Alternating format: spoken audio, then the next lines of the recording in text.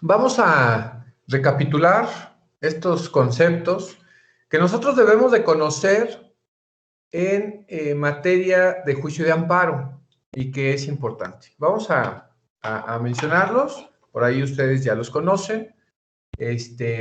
Y como les dije en clase pasada, pues es importante que tengas esta claridad en este lenguaje para designar ciertos conceptos en esta materia, porque te vas a enfrentar pues en otra instancia y que bueno, ya es una especialización. El primero de ellos es el acto fuera de juicio y entendamos estos actos fuera de juicio, el que se dicta en un procedimiento seguido ante los tribunales y en este caso no hay contienda, es decir, no hay litis.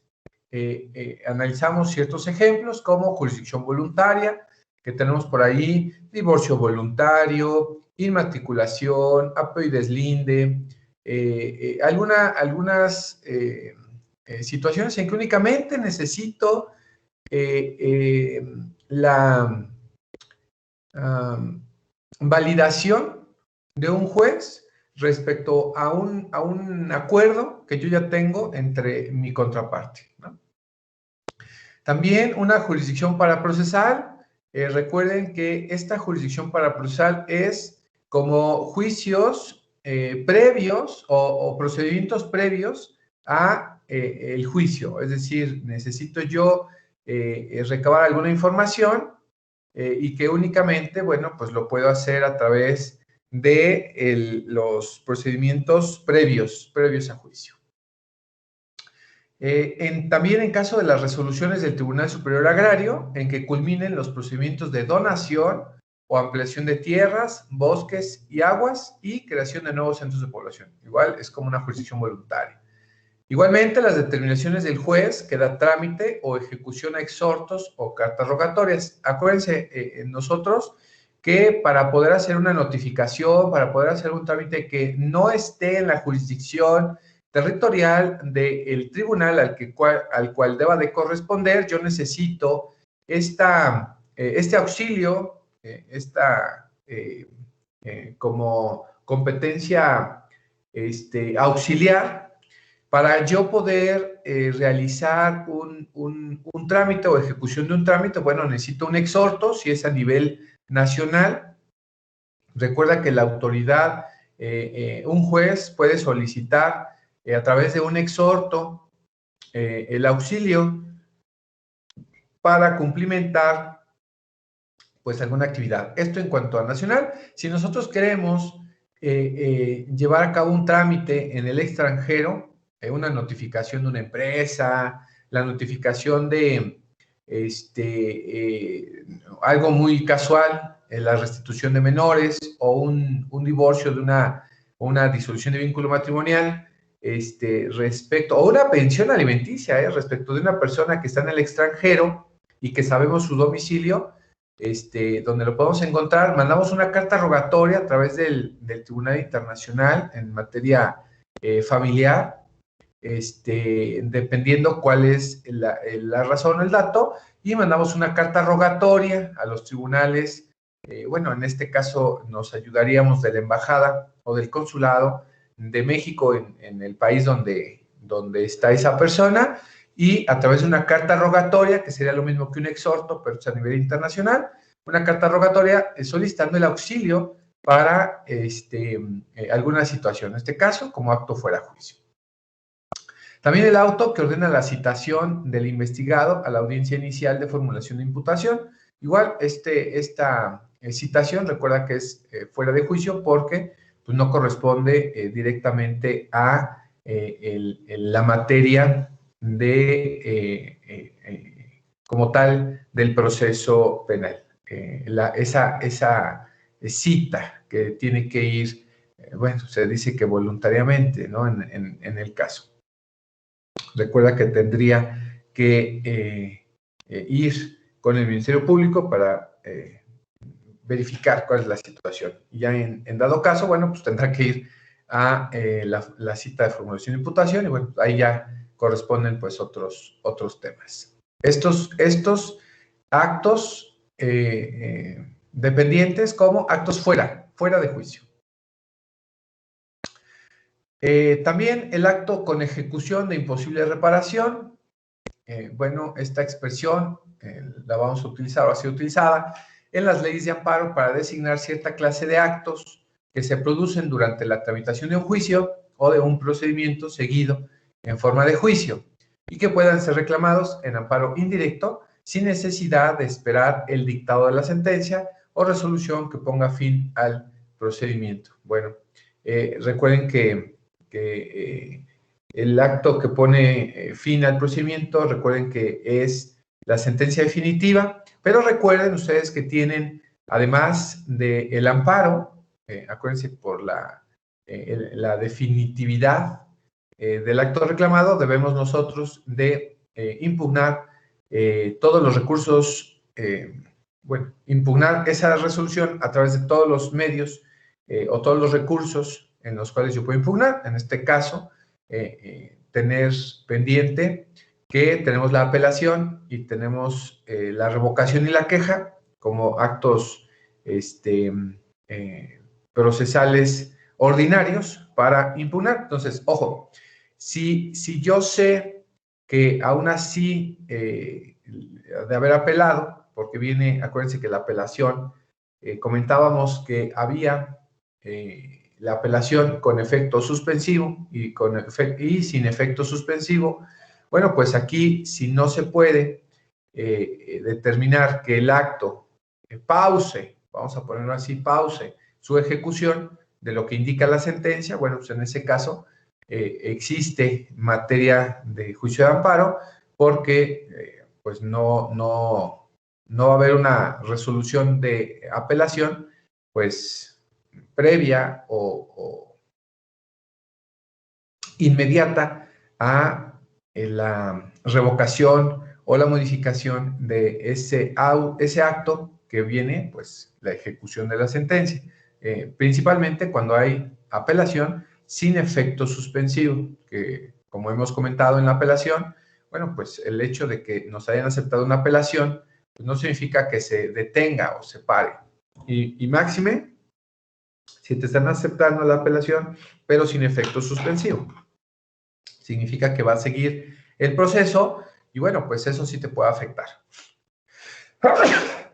Te puede afectar y pues ahora, gracias.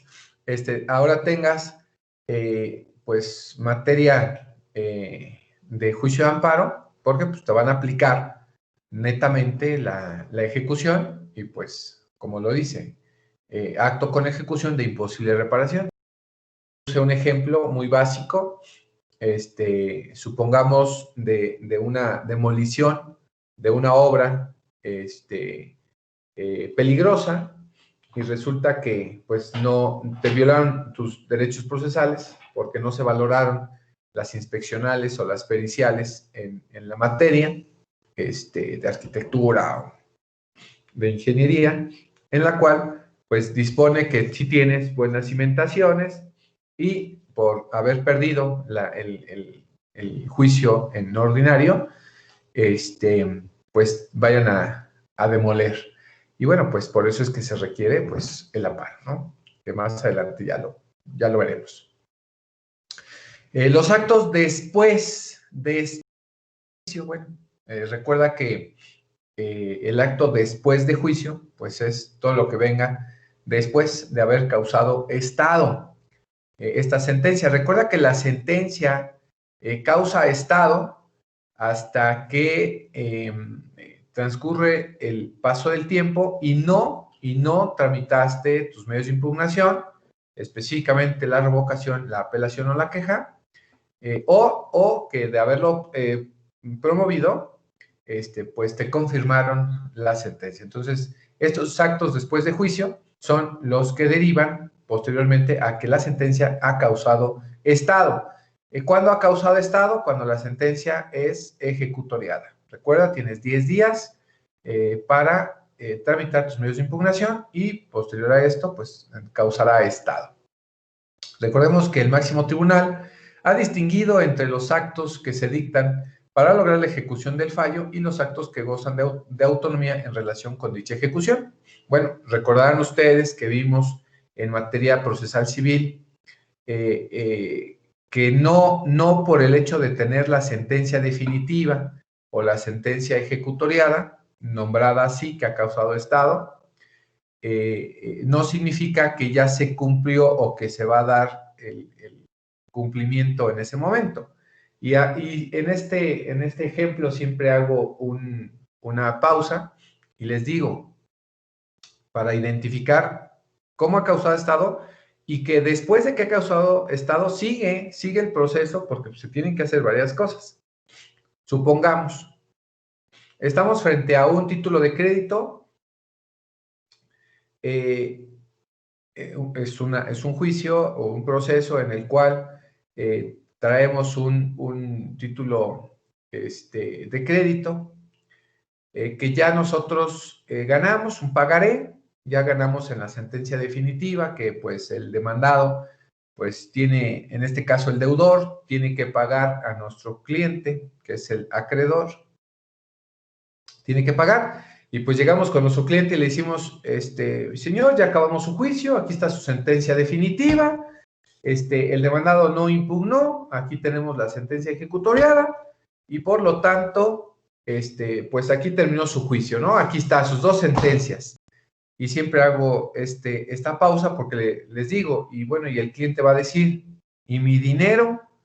Una cosa es que tengamos la sentencia definitiva y la sentencia ejecutoriada, y otra cosa es que tengamos el pago. Recuerda que una vez que tú ya tengas esta sentencia definitiva y ya tengas esta sentencia ejecutoriada, pues ahora sigue el trámite. No, les digo, no termina con el simple hecho de tener esa sentencia, sino que va a continuar y ahora pues, lo que corresponde es ejecutar lo que dice esa sentencia definitiva que ha causado estado, que ha causado ejecutoria. Significa que ahora le vas a exigir, ya en este caso le vas a exigir al juez, pues como ya dictó esa sentencia definitiva y ya causó ejecutoria, por lo cual no tiene ningún medio de impugnación ordinario, pues el cumplimiento a esa orden que dio en la sentencia. Y por consiguiente ahora le solicitas que emita una ejecución de sentencia voluntaria en la cual el juez, en este caso, recuerden que le dará pues 8 días, así básico, 8 días al deudor, en este caso para que cumpla de manera voluntaria, 8 días, ¿sale? Si en 8 días, recuerden que no pagó lo que debía de hacer, bueno, pues ahora igual, por petición de parte, recuerda que esto todo es petición de parte, le vas a solicitar ahora al juez que de manera obligatoria, en vía de apremio, pues se llegue al cumplimiento. ¿Y cuál es esa situación? Pues bueno, si no lo quiso hacer voluntariamente, pues ahora te vas al embargo. Y del embargo, una vez que lo hayas cumplido, pues te vas al remate. Y una vez haber sido vendido, bueno, pues te vas a el cumplimiento. Entonces, imagínate, entonces sí hay actos después de juicio y que a lo mejor también se pueden violar algunas normas procesales. En el caso preciso, pues, lo que es el embargo. Lo que es el embargo, bueno, recuerda que tenemos ciertos bienes que protege la ley, en este caso que no se pueden embargar.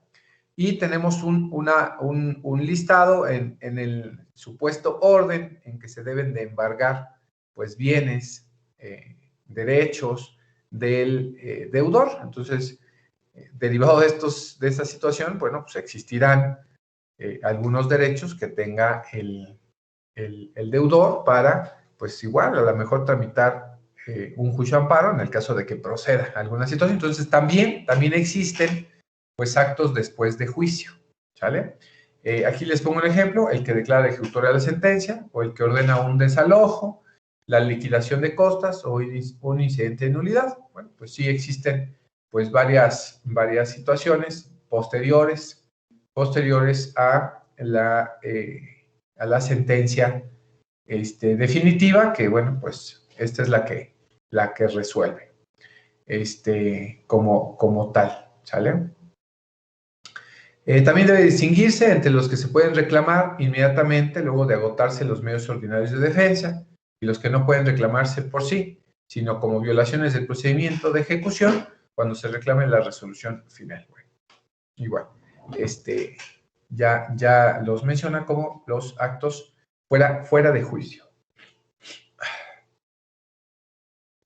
Los actos dentro, bueno, pues también recuerda que durante todo el proceso, pues nosotros vamos a identificar pues ciertos actos o ciertos acontecimientos que tenemos que pues ir caminando, cada uno de estos procedimientos que yo debo de ir cumpliendo para pues llegar a mi sentencia. Bueno, pues estos actos dentro del juicio es el que se produce después de presentación de la demanda y precisamente antes de la sentencia definitiva o resolución final del juicio. No están incluidos en este concepto los actos preparatorios a juicio ni los de ejecución, porque esos ya los vimos, ¿no? Actos previos, o lo que se llama actos fuera de juicio o después, ¿sale? Entonces, identificar que existen momentos distintos en cada una de las etapas y que se llaman de distinta forma.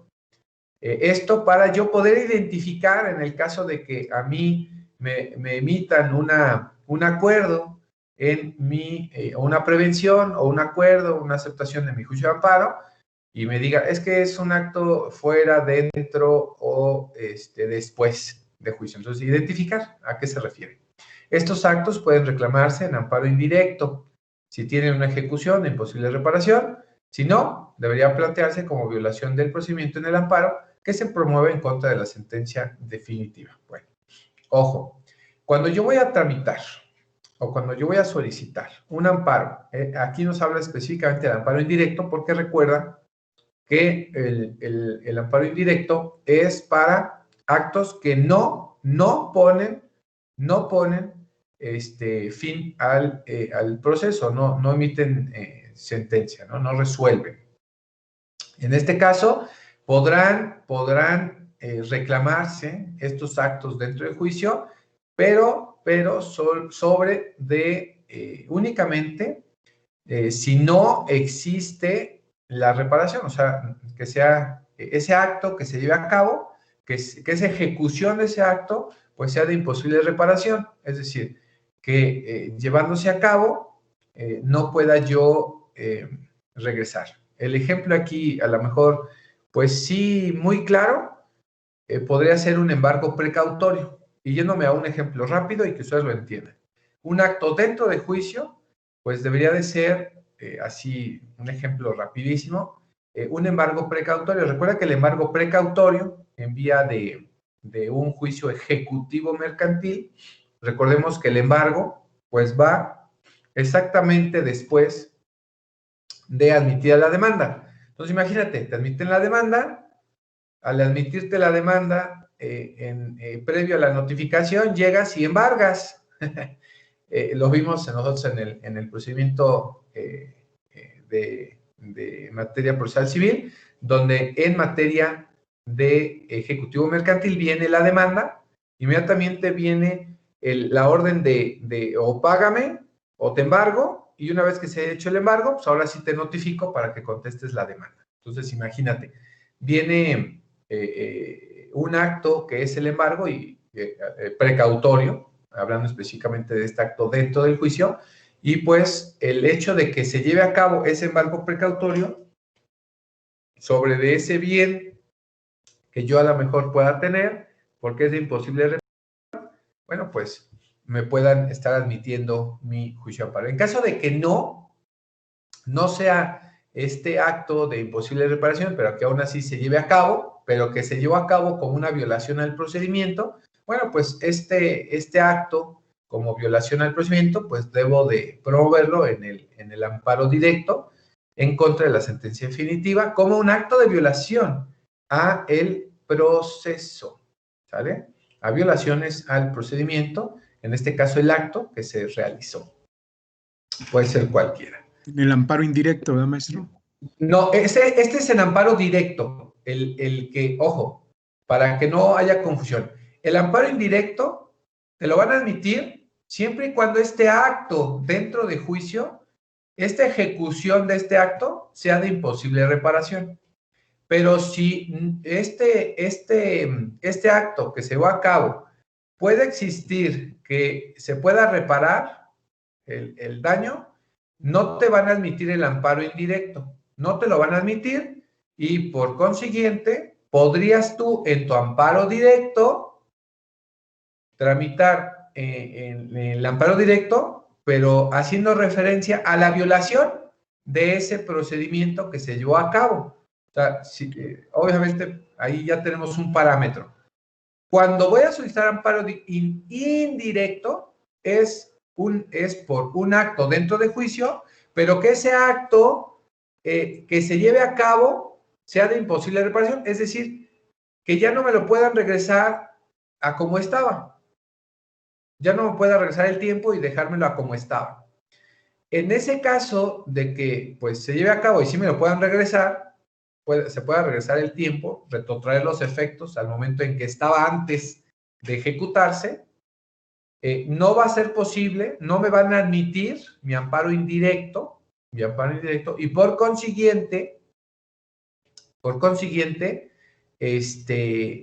yo tendría que tramitar mi amparo directo en contra de la sentencia de pero haciendo valer la violación a ese procedimiento que se llevó a cabo. Y posiblemente me retrotraigan todos los efectos y me entreguen, pues, me devuelvan eso que me estaban violando, como si no hubiese pasado nada. Aquí, miren, ¿qué puede ser esta situación? Recordemos nosotros que podríamos nosotros llevar a cabo un proceso simulando la notificación, ¿no? Nosotros simulamos una notificación pues muy real y resulta que notificamos a otra persona, ¿no? O es más, ni siquiera la notificamos y esta persona que supuestamente había estado notificada pues, se fue en rebeldía, obviamente. Entonces, esta persona que se va en rebeldía pudiese tramitar su amparo indirecto, ¿no? En dado caso, porque se llevó a cabo la ejecución de una notificación que no se llevó de acuerdo con la ley, está mal esa notificación y por consiguiente,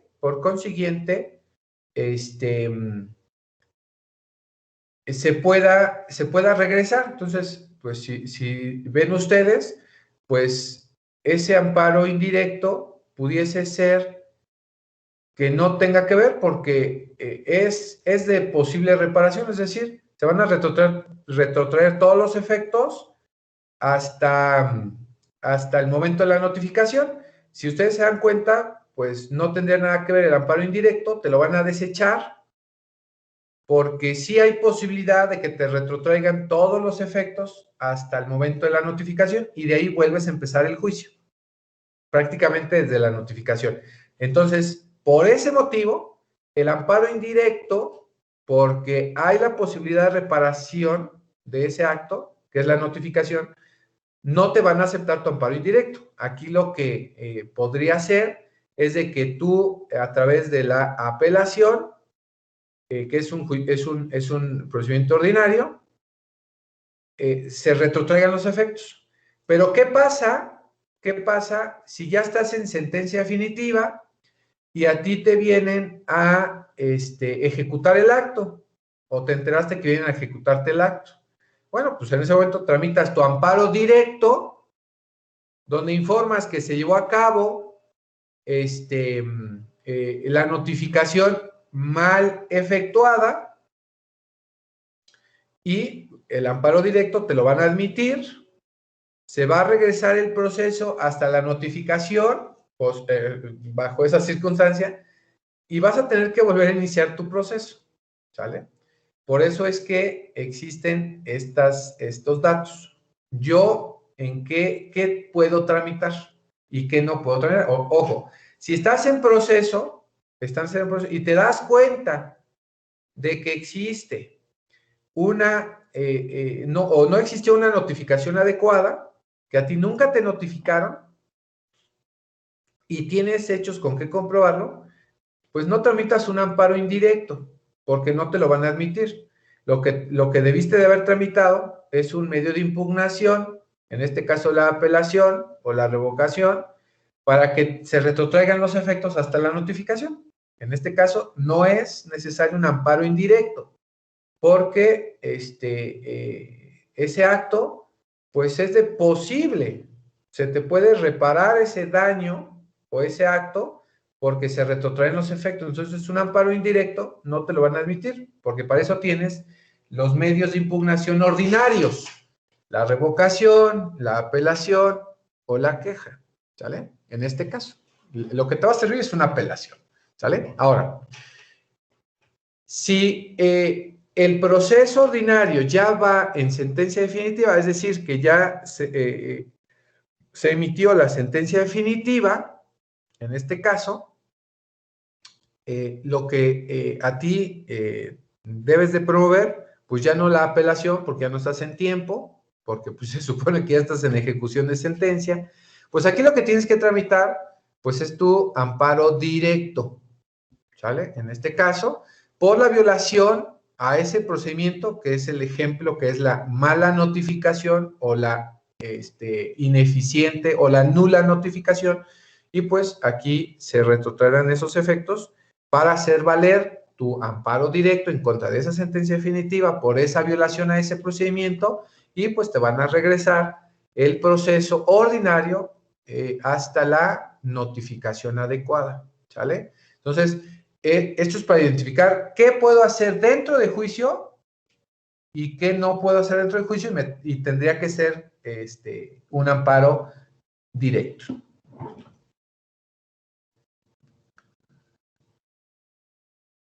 Siguiente, el acto intraprocesal o intraprocedimental. Este acto intraprocesal es el producido dentro de un juicio o de un procedimiento seguido en forma de juicio. Para algunos también quedan comprendidos los dictados dentro de cualquier procedimiento, aunque no se realice en forma de juicio. También debe distinguirse entre los que se pueden reclamar inmediatamente, luego de agotarse los medios ordinarios de defensa, y los que no pueden reclamarse por sí, sino como violaciones del procedimiento cuando se reclame la resolución final. Más o menos lo que estamos hablando. Dentro de esta categoría pueden quedar incluidos actos como son preparatorios y no trascienden al resultado final del procedimiento y que, por tanto, puedan no causar agravio. Por ejemplo, opiniones no vinculantes, trabajos preparatorios o comunicados internos. Estos son actos intra, algo que puede ser algo que está emitiendo el órgano jurisdiccional en una, no sé, la admisión de la preparación de una prueba, puede ser, podría ser un acto intraprocesal, o cuando le estamos solicitando que reconozca el demandado, o que va a ser demandado, el contenido y firma de un documento para poderlo llevar a juicio. Por eso habla de dentro o de un procedimiento seguido en forma de juicio. Bueno, recuerden que los procedimientos dentro de un proceso de un juicio, pues, recordemos que son todos. Y los que sean en forma de juicio, los que se pueden llevar no sé, en materia administrativa, ustedes ya vieron por ahí, en materia administrativa, algunos actos o procedimientos administrativos, o contenciosos administrativos. Entonces, estos actos también pueden llevarse en forma de juicio, porque llevan, pues, ciertos parámetros, ciertas escalas, en las que se deben de agotar ciertos momentos y que si bien es cierto no son un proceso judicial, pero son en forma de juicio, ¿sale? Estos recuerden que todos estos procedimientos se deben de agotar por el principio de la definitividad, pues todos los recursos ordinarios, en el caso de existir medios ordinarios de defensa, o al final, ¿no? Cuando se reclame a la resolución final, en el caso de amparo directo, y dentro, los que son intra, pues amparo indirecto. El siguiente es el control de constitucionalidad. Bueno, aquí, como lo analizamos por allá en el análisis del artículo 104, 105 y 106, bueno, pues en este caso va a dirimirse del examen de un acto o norma y su confrontación con las normas y principios de la Constitución General.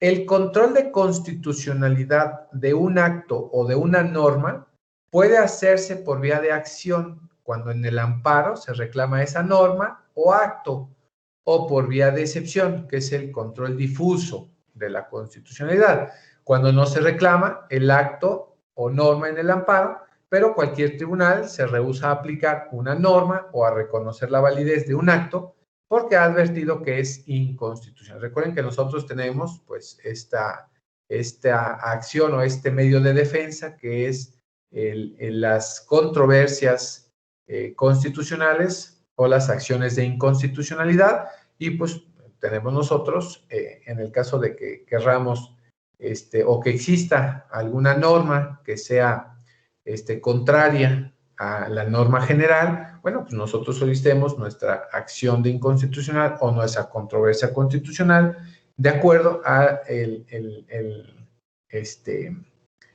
a la forma de reglamentación que tenemos dispuesto pues en el artículo 104, 105 constitucional.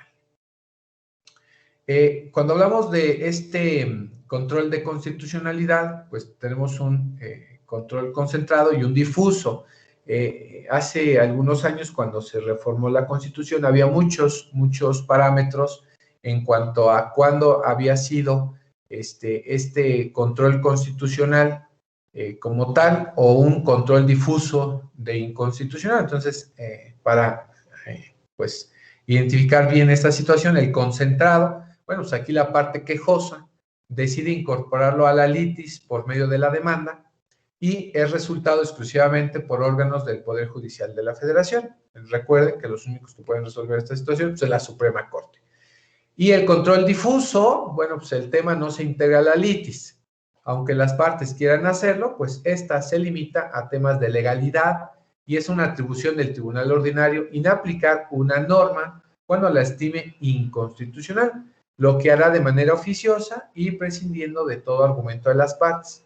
El control difuso no autoriza a los tribunales locales a estudiar como materia de litis planteada ante ellos estas violaciones directas a la Constitución o cuando la ley establezca juicio de protección a derechos humanos. Bueno, recordemos que este estudio del control constitucional le corresponde de forma exclusiva a la Suprema Corte. Entonces, a nivel local o a nivel estatal, pues no le corresponde a los tribunales resolver de esta aplicación o esta inaplicación de estas normas de carácter general que estén contradiciendo pues a la Constitución, a la que le corresponde ser la Suprema Corte. Y recuerden que tenemos una situación. Veíamos cuando analizábamos estos artículos 104, 105, que se requería para declarar inconstitucional una norma que vulnerara la Constitución.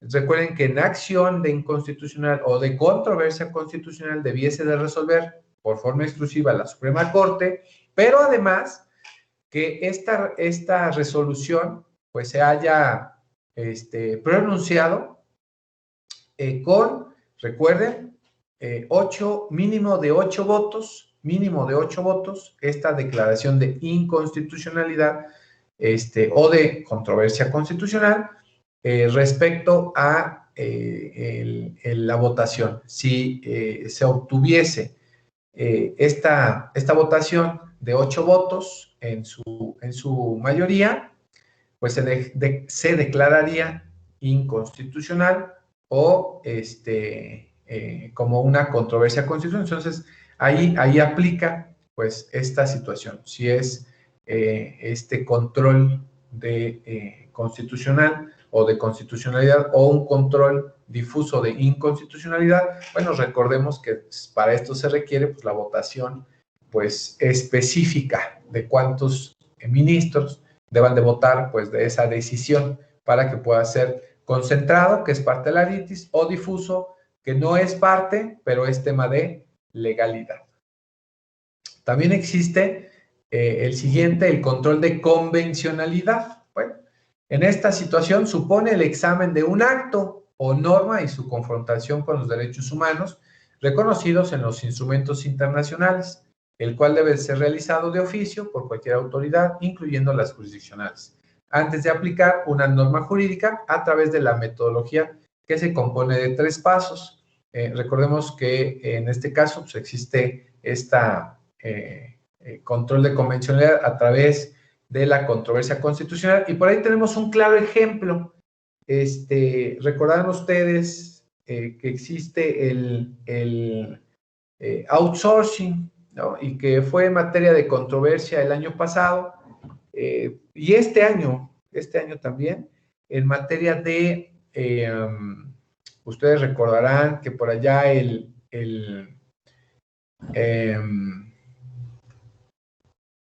presidente Donald Trump no quería firmar el TEMEC, hoy llamado TEMEC, el Tratado de Libre Comercio entre México, Estados Unidos y Canadá, porque violaba un derecho humano, el outsourcing.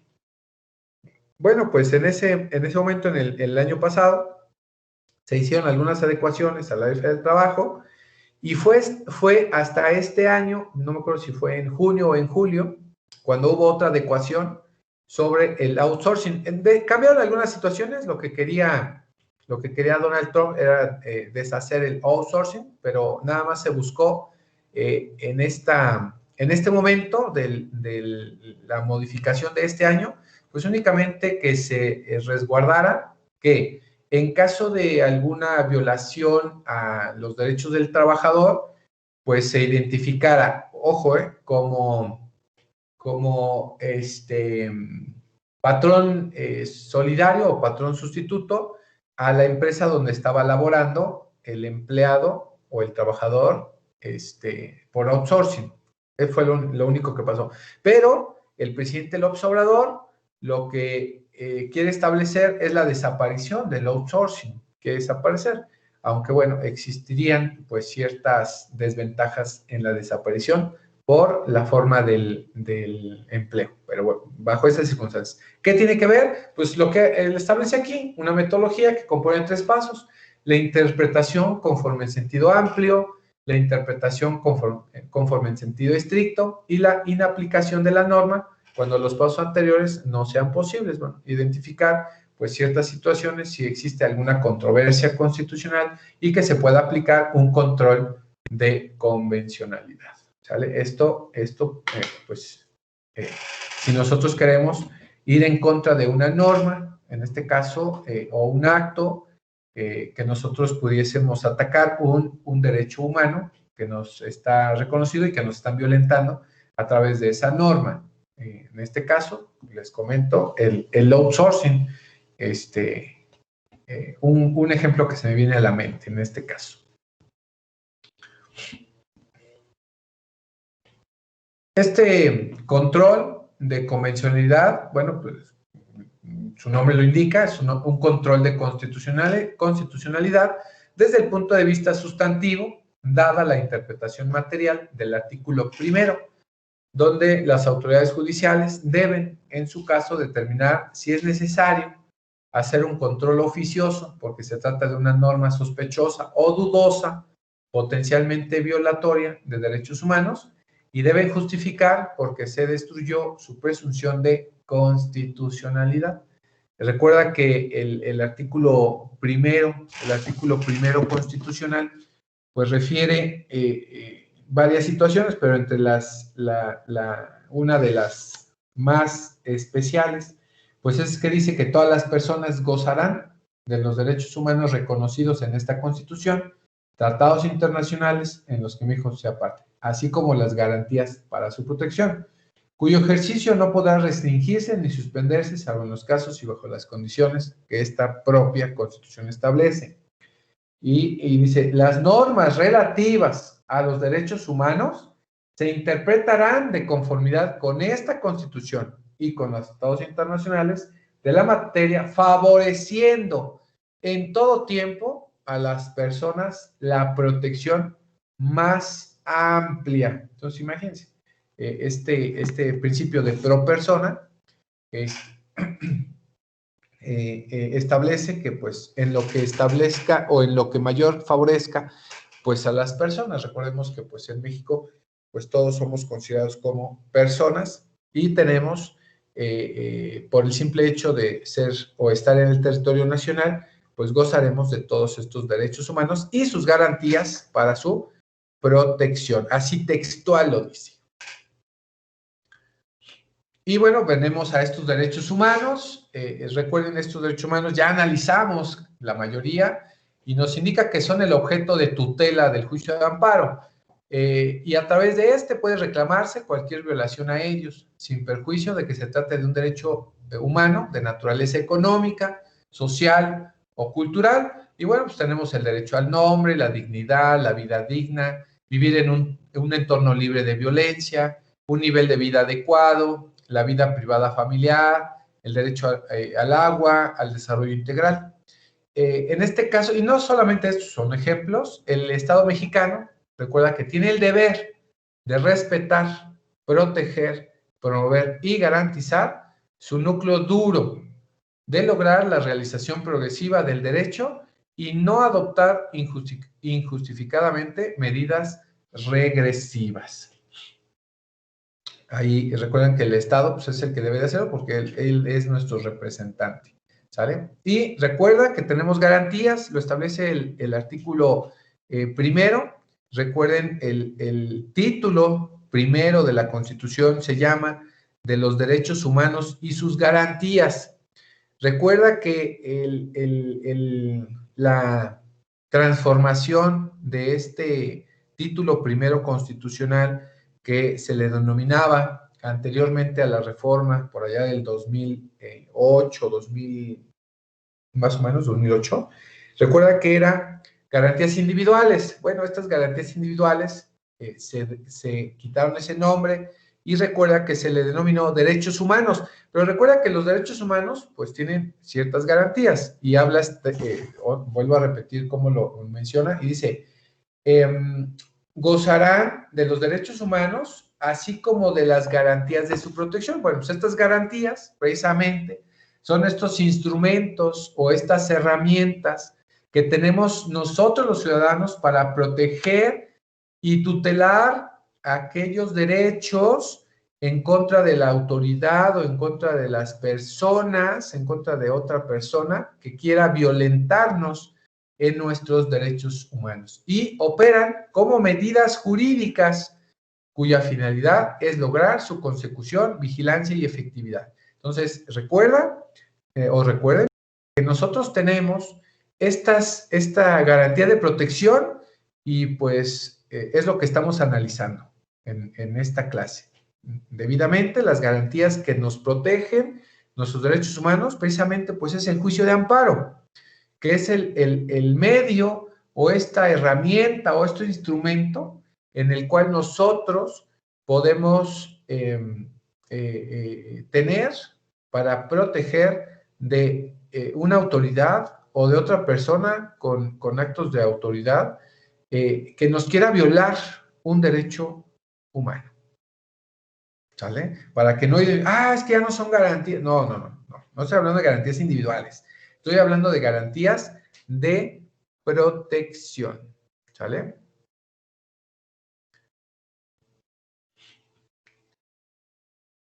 El siguiente concepto es el expediente electrónico. Bueno, hoy con mucho más auge en estas ocasiones, bueno, recuerden que tenemos nosotros la posibilidad de tener las notificaciones y llevar a un juicio pues de manera electrónica por las condiciones actuales.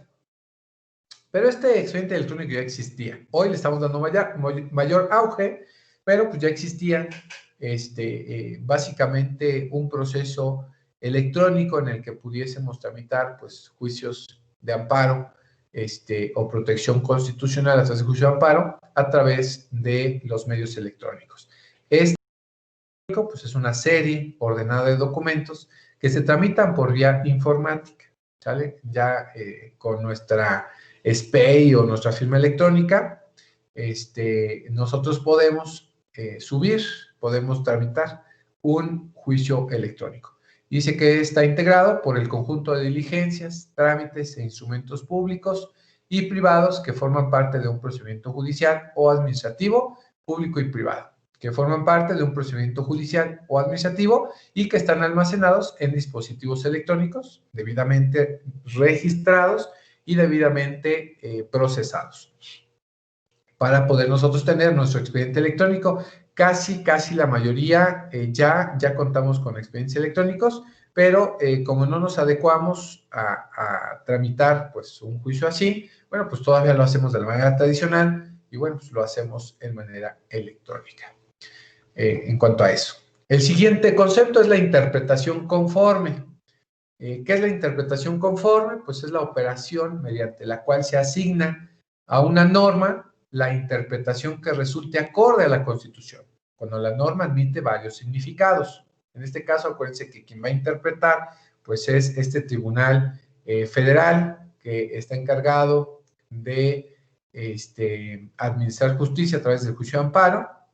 Y cuando nosotros querramos mencionar que una norma está violando o derivada de esta norma nos están violentando algunos derechos, y el tribunal, el que nos corresponda, informe que es una interpretación conforme, indica que pues no, en este caso no se nos estará otorgando pues el amparo constitucional. ¿Por qué? Porque pues la norma admite que está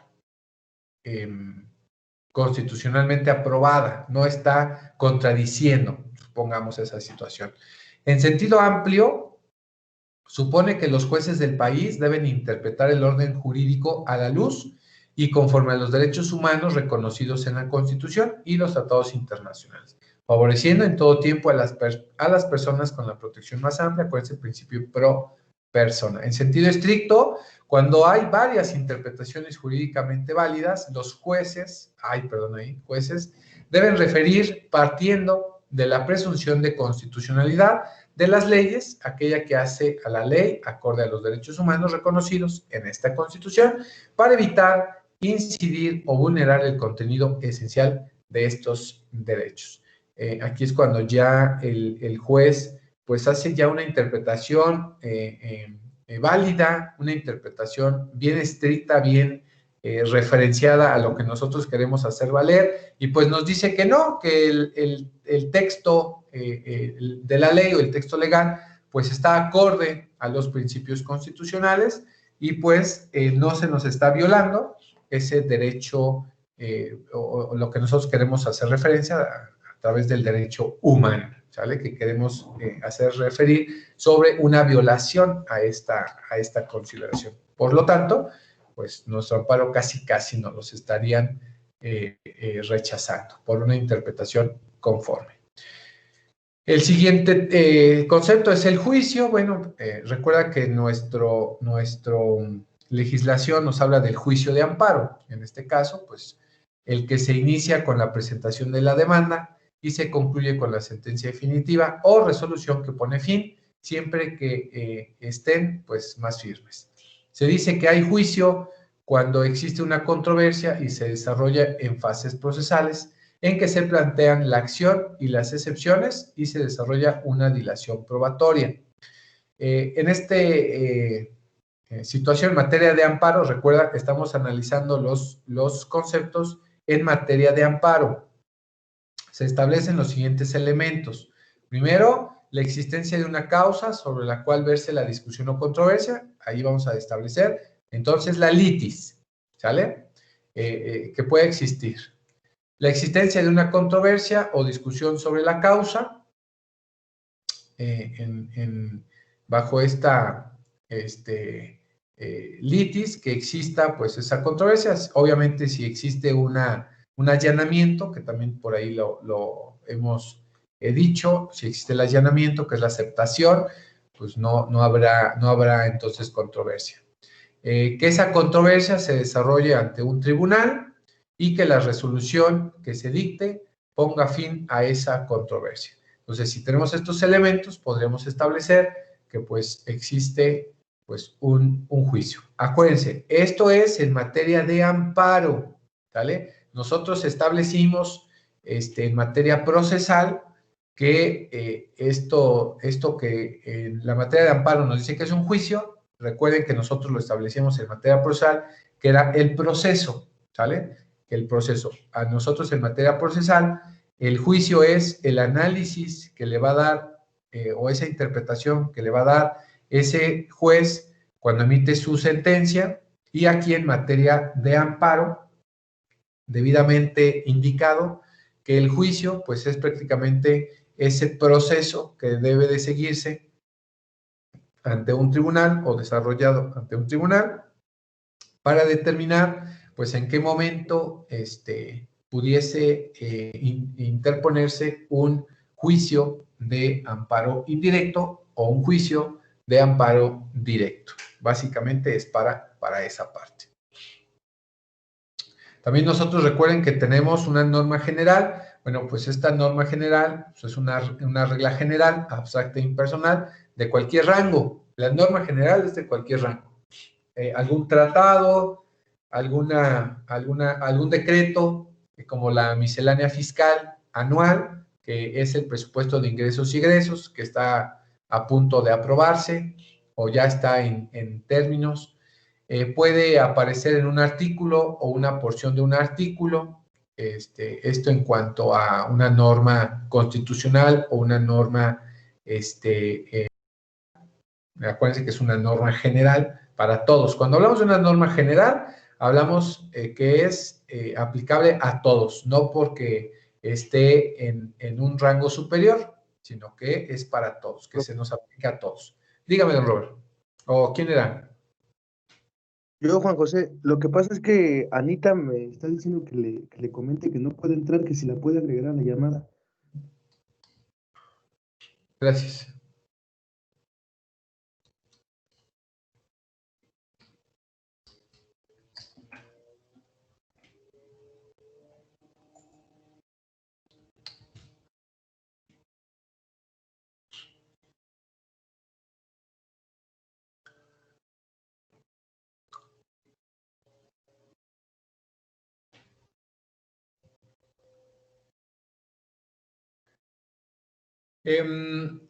Esta norma general no se trata de un ordenamiento o de todo el cuerpo legal. Recuerden, cuando establecemos una norma general, establecemos de cualquier elemento que nosotros querramos mencionar. No es necesario, es que estoy en contra de toda la Constitución, o estoy en contra de toda esta, no sé, ley federal del trabajo. No, tenemos que establecer en materia de amparo, debemos de establecer precisamente qué es lo que nosotros nos estamos quejando, ¿sale? ¿Cuál es nuestro concepto de violación? ¿Cuál es la norma que nosotros queremos indicar?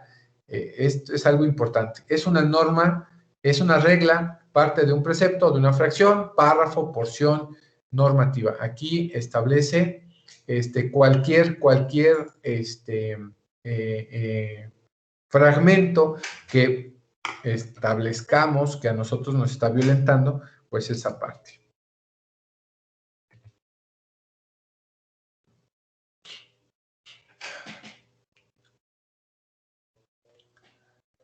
Siguiente concepto, la perspectiva de género. Esta perspectiva de género, pues es una metodología que va a permitir visibilizar el impacto diferenciado de las normas y actos en los hombres y mujeres. Es una categoría de análisis de uso obligatorio y además oficioso para quienes imparten justicia, que permite tomar en cuenta los posibles efectos discriminatorios del marco normativo institucional. Aquí debemos de establecer, cuando hablamos de perspectiva de género, que pues hoy en día, pues los jueces tienen que estar muy atentos, nosotros mismos como abogados, estar muy atentos de esta perspectiva de género. Derivado, bueno, recuerden que nosotros tenemos un principio de igualdad y, bueno, pues en lo específico está ahí regulado en el artículo 4 constitucional, que habla sobre la igualdad del varón y la mujer, cuya construcción responde a la discriminación presente en la creación y aplicación de la legislación y el funcionamiento de las instituciones sociales. Nosotros debemos de tener bien en cuenta, pues, este principio o esta perspectiva de género para que no se vulneren, pues, ciertos derechos. Hoy, desde nosotros mismos como abogados, debemos de tener esta prudencia en la que nosotros mismos como abogados, como asesores jurídicos, pudiésemos estar vulnerando esta perspectiva de género y por consiguiente estar violando derechos humanos, a algunas mujeres que en un proceso que a lo mejor nosotros no nos damos cuenta. Entonces, tener la autoridad ya tiene muy en claro, tiene sus cursos de perspectiva en el momento de dictar una sentencia, tiene estos ideales para juzgar con perspectiva de género. Lo tenemos ahí bien previsto.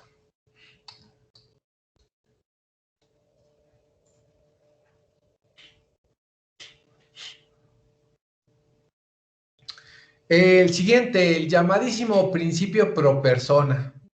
Creo que hemos tenido tantas materias donde nos hablan de este principio pro persona, ¿no? Es un principio que actúa sobre todo ordenamiento jurídico, según el cual el objeto central de protección del derecho es la persona humana y el respeto y protección de su dignidad. Nos dice que es la solución de conflictos. Obliga al operador jurídico a acudir a la norma más amplia o a la interpretación más extensiva cuando se trata de reconocer derechos fundamentales, e inversamente a la norma o a la interpretación más restringida. Si se busca establecer restricciones permanentes al ejercicio de los derechos o de su suspensión extraordinaria, por lo que ante la existencia de varias posibilidades de solución a un mismo problema, obliga a optar por la que protege en términos más amplios y a buscar la progresividad en la eficacia de los derechos humanos. Aquí recuerden que el principio pro persona, pues como lo indica su nombre, todo lo que más le beneficie a la persona, todo, ¿sale? Es un principio constitucional, además, artículo 1, donde todo lo que tenga que ver con derechos humanos se le debe de brindar pues la protección más amplia, dice ahí, la protección más amplia, ¿sale? Para aplicar este principio del principio pro persona debe reunir los siguientes requisitos. Primero, pedir la aplicación del principio o impugnar su falta de aplicación por la autoridad responsable. Señalar cuál es el derecho humano o fundamental cuya maximización es o se pretende, e indicar la norma cuya aplicación debe referirse o la interpretación que resulta más favorable hacia el derecho fundamental. Precisar los motivos para preferirlos en lugar de otras normas o interpretaciones posibles. Y en el caso, acuérdense que nosotros tenemos una Corte Interamericana Bajo esta situación tenemos jurisprudencia interamericana y que es vinculante para los jueces mexicanos siempre que sea favorable a la persona. Y aquí tenemos un ejemplo. El caso de los algodoneros, de Radilla Pacheco, si no mal recuerdo, algo así se llamaban. Este proceso que fue o es muy famosito a partir del 2010, creo, no me recuerdo. Se analizó este procedimiento que fue violatorio a derechos humanos, en el caso de Radilla Pacheco, los algodoneros, y llegó hasta la Corte Interamericana. Esta Corte Interamericana emitió resolución y que se fue directamente a una jurisprudencia y que ahora este procedimiento que fue llevado a cabo ante la Corte Interamericana, pues esta jurisprudencia es vinculante, es decir, que los jueces mexicanos deben de tener en cuenta, tener prevista esta resolución para, en caso de este principio pro persona, pues pueda ser violentado, pueda ser vulnerado en las resoluciones o en cómo se lleva un proceso en nuestro país. ¿Sale? Entonces, ahí tenemos ciertos elementos que debemos de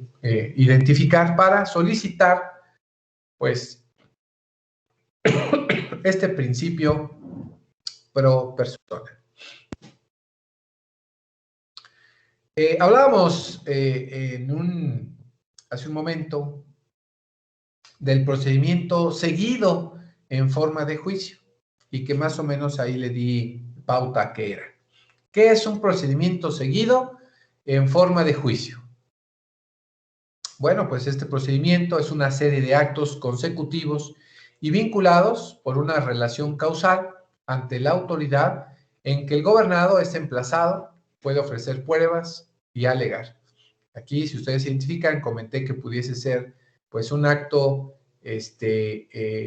principalmente un procedimiento administrativo, el cual no es un juicio, es un procedimiento, pero se lleva en forma de juicio. Es decir, que hay un emplazamiento, que hay una audiencia en el que se puede ofrecer pruebas y en el que se puede alegar o emitir conclusiones. Comprende tanto aquellos en los cuales la autoridad dirime una controversia entre partes contendientes, como los procedimientos mediante los cuales la autoridad prepara su decisión con intervención del particular. Bueno, aquí también pues recuerden que tenemos el procedimiento arbitral, tenemos el arbitraje, hoy muy apegado a un juicio, a un proceso judicial, que bueno, pues admite varios tratamientos. Ahora, tratándose de procedimiento administrativo, seguido en forma de juicio, también pueden clasificarse los actos en el procedimiento o actos después de concluido. Acuérdense que dependiendo de qué es lo que ustedes quieren impugnar, pues va a ser qué tipo de juicio de amparo quieren solicitar, ¿vale? Porque si es un acto seguido en forma de juicio, pues entonces pueden solicitar su amparo indirecto, si son dentro, o si son al término, en contra de la sentencia, bueno, pues su amparo directo. Aquí ustedes podrían interponer dependiendo qué es lo que ustedes quieran señalar. Y tenemos otro importante concepto, la famosísima resolución que pone fin al juicio. Bueno, recuerden que la resolución que pone fin al juicio, en contra de ella y si queremos impugnarla, pues vamos a tramitar nuestro amparo directo. Esta resolución, pues obviamente va a poner fin al juicio, pero no lo decide en lo principal, es decir, no absuelve o condena, ni tampoco lo repone ni dispone el reenvío. Acuérdate que después de la sentencia definitiva, acuérdense que ustedes pueden tramitar sus medios de impugnación ordinaria. Recuerda que derivado del principio de definitividad, del proceso, deben ustedes agotar todos los recursos ordinarios previos a tramitar su juicio de amparo. Esto porque después de que veamos los plazos, y veamos nosotros en qué momento puedo tramitar qué juicio de amparo directo o indirecto, bueno, pues identificarán ustedes que para tramitar sus medios de impugnación, los medios de impugnación ordinarios, pues están muy cerca de la sentencia definitiva. Esto es, tenemos un día para la revocación, 10 días para la apelación, 3 días para la queja. Todos son muy inmediatos. En el caso del juicio de amparo, bueno, pues tenemos una holgura, tenemos 15 días, tenemos 30 días, dependiendo qué es lo que nosotros queremos impugnar. Entonces, dependiendo de ciertas situaciones, bueno, pues nosotros tenemos que indicar qué momento y qué es lo que nosotros queremos impugnar, ¿sale? Entonces, estudiemos esa parte y que no se nos olvide. La resolución que pone fin al juicio pues, es la sentencia definitiva. ¿Cuál es la resolución que pone el juicio? Aquí les pongo algunos ejemplos. Primero, la resolución que desecha el recurso de revisión interpuesto en contra de una sentencia en materia agraria. También la resolución que declara la caducidad en un juicio agrario. La que desecha la demanda o la tiene por no puesta. La que declara fundada la excepción de personalidad de la parte actora. La resolución que confirma la declaratoria de incompetencia de un juez mexicano conforme al Código Federal de Procedimientos Civiles. Ojo, una resolución que pone fin al juicio, recuerden que una resolución que pone fin al juicio no necesariamente tiene que ser la sentencia, ¿sale? La sentencia definitiva, pues es la sentencia definitiva, ¿sale? Que si bien es cierto, pone fin, pero esta pues sí emite una resolución. Pero también hay algunas resoluciones autos que pues van a poner fin al juicio. El ejemplo, una excepción perentoria, que no sea una excepción dilatoria, una excepción perentoria, que van a destruir la acción. Bueno, pues esta es una resolución, es un acto que va a poner fin al juicio, pues porque no va a seguir. Ahí se destruyó. Entonces, estas resoluciones ponen también fin al juicio, ¿sale? O sea, no esperemos que las resoluciones que ponen fin al juicio son única y exclusivamente la sentencia definitiva. Esa es, sí, una resolución que pone fin al juicio, pero que emite sentencia definitiva. Por eso se llaman así. En contra de las resoluciones que ponen fin al juicio o la sentencia definitiva. Si es sentencia definitiva, pues voy contra el amparo directo. Pero otras resoluciones que ponen fin al juicio puede ser la caducidad. Recuerden que la caducidad te va a operar si tú no actuaste en tu juicio, nada, tú no estás tramitando nada, se te va a caducar y puede operar la caducidad, ¿sale? En muchas ocasiones únicamente los tribunales mandan archivo, lo mandan archivo por inactividad, pero no declaran la caducidad. Si declaran la caducidad, pone fin al juicio, ¿sale? Otra, te desecharon la demanda porque no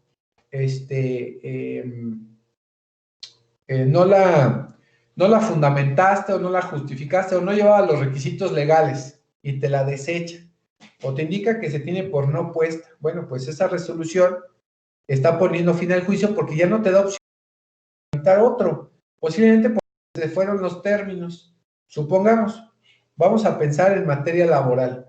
Recuerda que en materia laboral, bueno, que todavía no lo vemos y lo vamos a ver dentro de unos meses más, el procedimiento laboral, el proceso laboral nos indica que tenemos nosotros que interponer una demanda en materia laboral dentro de los 2 meses. O sea, tengo 2 meses, así 2 meses, para interponer mi demanda. ¿Qué pasaría si yo la tramito dentro de este término, pero por no no hacerlo bien, alguna deficiencia tuve en mi demanda de despido injustificado, normalmente son esas, despido injustificado, me inadmite porque no está correcta y pues ya no puedo volver a promover otra, porque ¿qué creen? Pues ya se me vencieron mis 2 meses. Entonces, esa demanda que me desecharon por no cumplir estos requisitos, pues yo puedo interponer mi amparo directo porque esa resolución puso fin al juicio. Yo no puedo continuar, no puedo interponer otra, pues porque ya se me fue el tiempo. En el caso preciso de esta, para poder yo solicitar mi demanda laboral, en este caso. En el caso de que se declare fundada la excepción de personalidad de la parte actora, recuerda que yo tengo excepciones perentorias. Una de ellas es la falta de personalidad de la parte actora. Si en la contestación de demanda yo le digo al juez, es que mira, hay una excepción perentoria porque el actor no tiene la personalidad o no tiene la legitimidad necesaria para solicitar lo que está solicitando. Y bueno, pues el juez determina que pues no hay esa personalidad y desecha la demanda. Entonces, pero por no haberse acreditado, yo tramito mi juicio de amparo directo en contra de ese acto o de esa resolución porque no calificó adecuadamente, ¿no? Acuérdense, es una violación a este acto. Y otra, la resolución que confirma la declaratoria de incompetencia, pues mexicano, tenemos en materia ordinaria, acuérdense que tenemos impedimentos o tenemos la incompetencia de que un juez pueda conocer o no, pero resulta que ya fui con 2 jueces y me dicen ellos que no son competentes. Bueno, pues relativo a esa situación, pues yo le digo en materia de amparo directo, oye, ninguno de los jueces que supuestamente son competentes, pues no quieren conocer del asunto, se declaran incompetentes. Entonces tengo que ir a través de un juicio de amparo a solicitar, bueno, pues que cualquiera de los dos me resuelva porque estoy en estado de indefensión.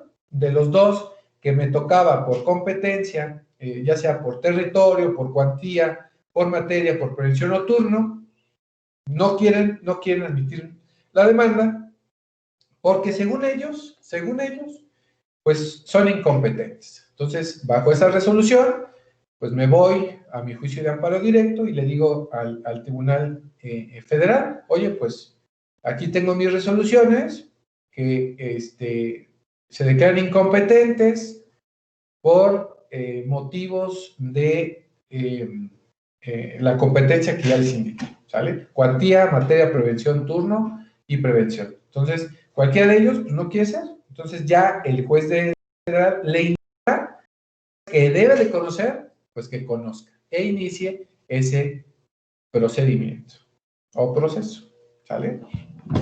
Entonces, acuérdense, no todas las resoluciones que ponen fin al juicio son las sentencias. Es toda resolución que no quiera o no inicie mi procedimiento, mi proceso en materia ordinaria, ¿sale? Aquellos que pues no puedo continuar por alguna situación. También la resolución que deseche el recurso de apelación o denominado denegada apelación, porque deja intocada la sentencia apelada. Recuerda que, ojo, recuerda que si te desecharon el recurso de apelación, tienes la queja. Antes que nada, tienes la queja. Recuerda que la queja únicamente va en contra de la inadmisión de la demanda o de la inadmisión de la apelación. La queja ordinario va únicamente en contra de la apelación y de la inadmisión de demanda. Pero ¿qué pasa si aún así tramitaste tu queja y no te están admitiendo? Pues te vas al juicio de amparo, ¿no? La siguiente, La resolución que declara procedente la insumisión al arbitraje por el patrón y ordena el archivo del asunto. Bueno, pues igual. En materia laboral, la Junta local o federal, en su caso, pues indica pues improcedente tu demanda laboral por parte del patrón que dice que él no es el patrón, y pues manda el archivo, entonces te está dejando esa defensión a ti como trabajador, entonces no puede ser. Tercera, la resolución que declara fundada excepción de litispendencia y da por concluido el juicio. Bueno, recuerda que la litispendencia, en la litispendencia existe que existe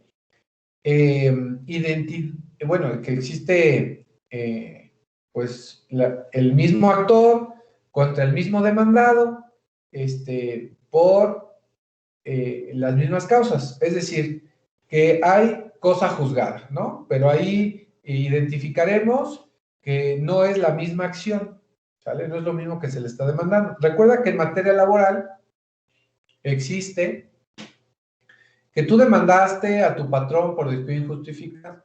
Para no pagarte la indemnización constitucional, te quiere reinstalar y te reinstala. Y te reinstala para justificar esa parte, pero te vuelve a correr al siguiente día. Entonces, tú puedes volver a demandar y ahí el juez puede, bueno, el presidente de la Junta puede decir, no, es que existe identidad, entonces pues ya este juicio no puede continuar porque hay litispendencia. Entonces no, habría acumulación. Entonces esa resolución que te dijeron que no puede continuar y queda por concluido ese juicio, pues es una resolución que pone fin al juicio. El auto que declara desierto el recurso de apelación en algunas legislaciones locales. Bueno, en el Estado de México es muy clara. El recurso de apelación, pues tiene adecuaciones, tiene limitantes. No sabría decirles si en otras legislaciones, porque nunca he apelado en otros estados. Las resoluciones que desechan o no admiten una demanda o por la que se niega a conocerla y la devuelve al actor por estimar que carece de competencia legal, sin declinar en favor de otro órgano jurisdiccional. Algo que siempre pasa en algunas materias civiles, solicitas el amparo, hasta en familiares, también se puede dar, que tú estás solicitando la competencia y te dice que no, y pues no la manda a ningún lado, únicamente te la desecha. Bueno, pues esa parte de que no declina y no la envía a otro órgano, la única materia que la envía al órgano competente es la materia laboral, principalmente por los derechos que tiene el trabajador. Si la Junta local identifica que es materia federal, pues la mandará a la Junta federal, esa demanda. Es la única. Todas, no, te dicen pues no se adecua a lo que yo, pero no dice qué órgano puede ser. Nada más te dice que no. Entonces, si te dice así, bueno, pues le solicitas tu juicio de amparo directo en contra de esa resolución que puso fin al juicio. ¿Sale? También existe en materia fiscal, la revisión fiscal, pues es un recurso que se prevé en las jurisdicciones contencioso-administrativas en materia federal y local en favor de las autoridades que son demandadas en un juicio de nulidad y obtener una sentencia desfavorable. Bueno, si ustedes saben, ya analizaron, creo que este procedimiento contencioso administrativo en materia federal y local, existe una revisión fiscal en el caso de que nosotros solicitemos un juicio de nulidad, y pues por esta situación de juicio de nulidad, pues podamos obtener una sentencia favorable. Bueno, pues existe esta revisión fiscal.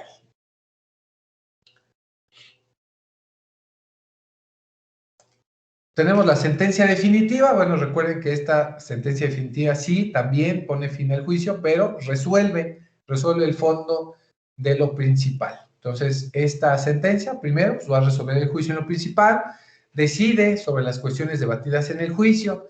Para que el juicio de amparo directo sea procedente en su contra, debe agotarse los recursos ordinarios. Algo debemos de especificar: el principio de la definitividad especifica que para tramitar tu juicio de amparo directo, pues tienes que agotar pues esos recursos ordinarios.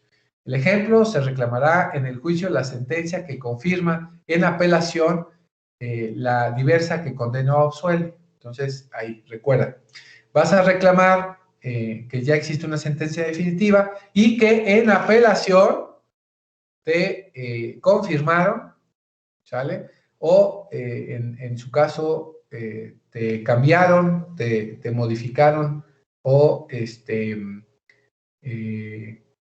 te revocaron esa sentencia definitiva. Entonces, pues tú vas a solicitar tu amparo directo, pues obviamente agotadas todos tus recursos ordinarios de impugnación. También existe la supletoriedad. Bueno, pues así como en otras materias existe la supletoriedad, también lo existirá en materia de amparo. Es un mecanismo de integración de la ley positiva, en este caso, la ley de amparo. Por medio de este se colma una laguna legal o se garantiza la unidad, coherencia o plenitud de cierto sistema normativo mediante la remisión de una ley a otra ley, a los usos y costumbres o los principios para incorporar al sistema de la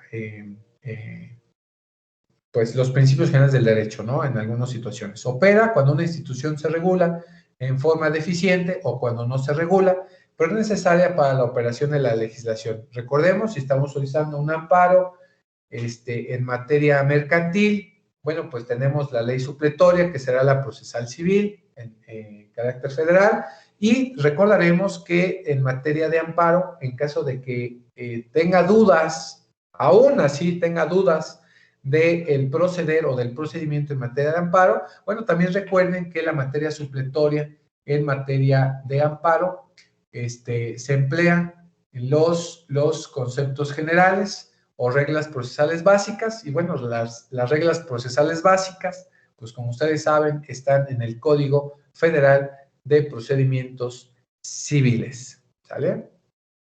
Ahí está. En materia de amparo, sí, como les dije, existe también la materia procesal en materia o del Código Federal de Procedimientos Civiles, que pues podría ser supletoria en caso de que exista alguna duda de cómo llevar pues un proceso en la ley de amparo.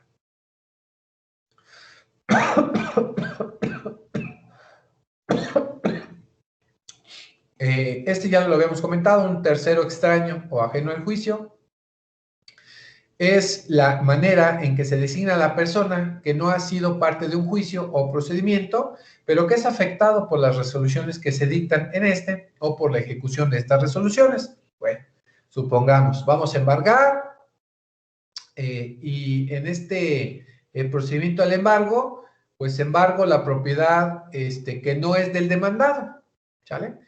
Y sale el propietario de ese bien. Él recuerda que tiene dos elementos. Primero, solicitar su tercería excluyente de dominio, en el caso del embargo, ¿sale? O en caso de que haya, así literal, se haya embargado y nos hayamos llevado sus bienes, bueno, pues pueden ir a reclamar en juicio de amparo respectivo, como tercer extraño al juicio, reclamando que se ha afectado su propiedad sin ser oído en defensa, ¿sale? Porque, bueno, pues, en su momento no se pudo acreditar. En ese momento, recuerda que el ejecutor, cuando vas a embargar, te dice: si me justifica en este momento la propiedad que no está o que no es del demandado, en este caso del deudor, pues yo no me lo llevo. Pero si en ese momento no acreditas, pues se lo van a llevar. Entonces, ya sea que tramites tu tercería excluyente de dominio en materia ordinaria o tu amparo como tercero extraño a juicio, donde estás reclamando que te están afectando tu propiedad pues sin antes ser oído en juicio, ¿sale? Lo puedes hacer. También existe el tercero extraño por equiparación. Bueno, se establece que el tercero es un demandado que no fue legalmente emplazado. Entonces se entiende que aunque formalmente es parte del juicio o procedimiento, en la realidad no lo es, porque el emplazamiento fue irregular y no tuvo conocimiento del asunto.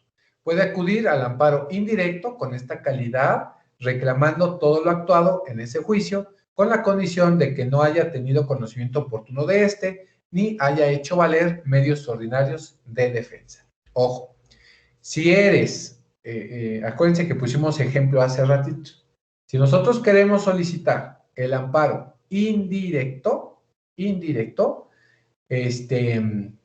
solicitando que no me fue notificada adecuadamente, lo tengo que hacer como tercero extraño por equiparación, porque si bien es cierto, soy parte del juicio, pero yo no sabía que existía un juicio en mi contra, me acabo de enterar, porque vinieron a dejarme una notificación de que van a venir tal día a embargarme, entonces yo tramito mi amparo indirecto, como tercero extraño por equiparación, porque debí de haber sido notificado y no lo fue, ¿vale? En este caso. En este caso, del tercero extraño por equiparación. ¿Sale? Me falta otro concepto. Otro que les dejé. Es el test de proporcionalidad. Este test de proporcionalidad es una herramienta o procedimiento interpretativo y argumentativo que encuentra pues su vida en los principios de igualdad e interdicción en la arbitrariedad, que el juzgador puede emplear para resolver conflictos entre normas y verificar la existencia de limitaciones, restricciones o violaciones a un derecho fundamental. No solo se utiliza en relación con el principio de igualdad, sino también en otros casos en que resulta útil considerar los criterios utilizados en el test. Según el tipo de escrutinio, ya sea rígido, ordinario o laxo, los elementos a considerar pueden ser si la norma persigue una finalidad objetiva o constitucionalmente válida. Dos, que resulta adecuada o racional como un medio apto para conducir con el fin u objetivo perseguido en esta relación de instrumentalidad o idoneidad. Y si la medida es necesaria o sea proporcional a lo que se está solicitando. Cuando se trata de normas que inciden directamente sobre derechos humanos, se revisan estos 4 criterios. Entonces, si yo quiero identificar que esa norma está siendo proporcionalmente aplicada, pues yo debo, o el juez que va a analizar esta proporcionalidad en cuanto a esa norma está siendo debidamente aplicada, bueno, pues debe de ser de acuerdo si esa norma persigue una finalidad objetiva, si resulta adecuada o racional, si es necesaria y si es proporcional. Esto en cuanto a si esa norma es proporcional a lo que indica. No apareció en la lámina lo que nos comentó, maestro. Eso es ya oral nada más. Sí, don Robert, perdón, es que olvidé esa lámina. Está bien. Al final lo olvidé, pero así se las hago referir. El test de proporcionalidad, después se las pongo ya cuando les pase su información. Y les solicité también el Tribunal Judicial Administrativo del Trabajo. Pues el primero es, el Tribunal Judicial está incorporado. Perdón, maestro, nos faltó el violaciones directas a la Constitución. Ese fue el otro concepto y creo que fue el último que nos dio a nosotros. Perfecto. Entonces, violaciones directas a la Constitución. Bueno, pues estos son aquellos conceptos en los que por regla general se confronta el acto o misión, el acto u omisión directamente con el texto constitucional, sin incluir argumentos sobre violaciones a leyes o normas secundarias. Recuerda que si nosotros están violando como lo hemos estado comentando o multicitadamente comentando, pues son los derechos humanos. Y si a nosotros nos han violado, pues un derecho humano, pues están violando directamente la Constitución. Bueno, pues están violando estos conceptos por regla general y nosotros podremos estar confrontando esos actos o esas omisiones directamente por el texto constitucional, esto sin incluir argumentos sobre violaciones a leyes o normas secundarias.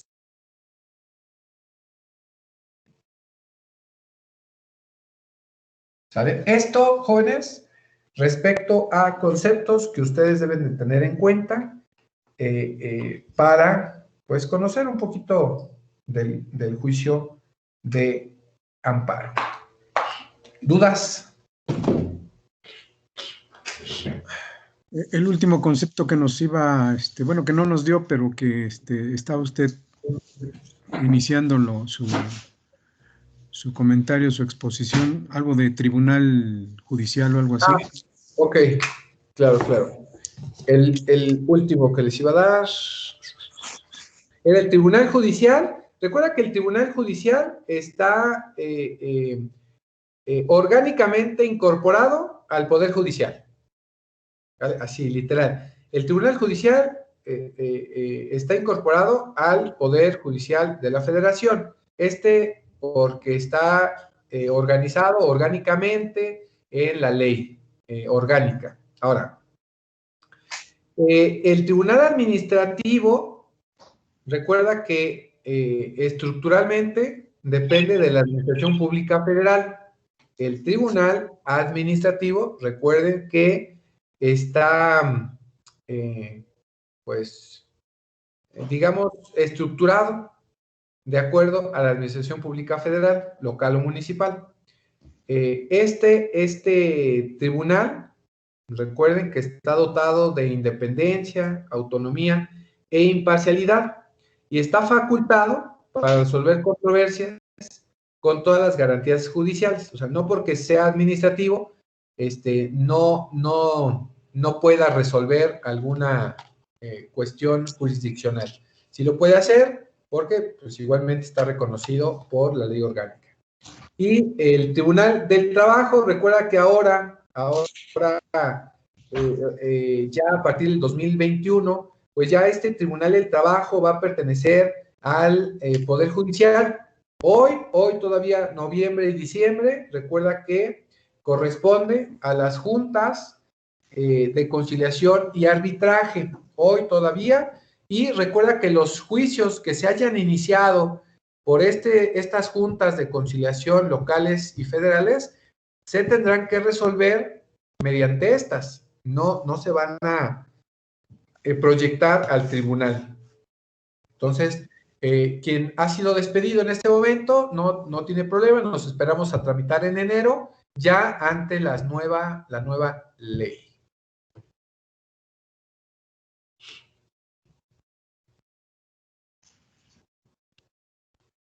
Y esto sería todo en cuanto a conceptos que debemos de conocer nosotros respecto al juicio de amparo.